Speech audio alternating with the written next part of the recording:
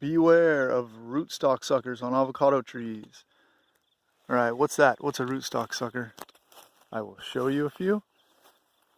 Here's a gem avocado tree, and I was picking the fruit off of it, and then I noticed something strange. So this is all gem. It's blooming. This is what the leaves look like. Look at the top of the tree though. You see how the stems are all red? And there's no flowers? That was my first couple clues. So I looked down at the trunk and this is what I see.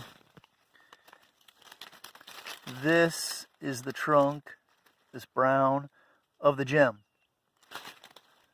This is not. This is rootstock.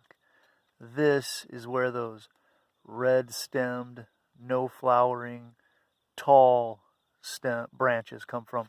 And if you trace it down, you can even find that it's emanating from below the graft union on the gem trunk.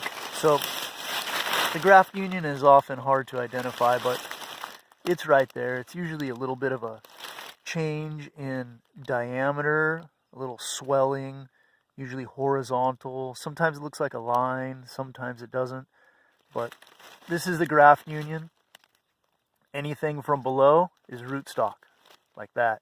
Anything from above is the scion variety. So this branch, for example, is still gem. All right. What happens if you don't immediately cut out that rootstock sucker as soon as you spot it? I'll show you. This is another gem tree that has had a rootstock sucker that's been allowed to grow for longer, and now it has essentially taken over the entire tree.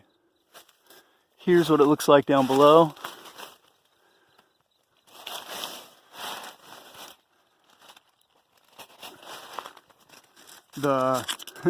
The graft union is here. This is the gem part. And this big honkin' trunk, which is almost the entire tree now, is a rootstock sucker that's been allowed to take over the tree. Why do they call it a rootstock sucker? Because it literally sucks the majority of the energy out of the root system for itself, and eventually it shades, smothers, suffocates, kills off that grafted scion variety. So if you step back, all that you see is it's rootstock now. The only thing that's still gem is this little skinny thing that's still tied to the stake, and this is as high as it goes right here, and it'll probably be dead by maybe next year or the year after, and the whole tree will be that rootstock variety.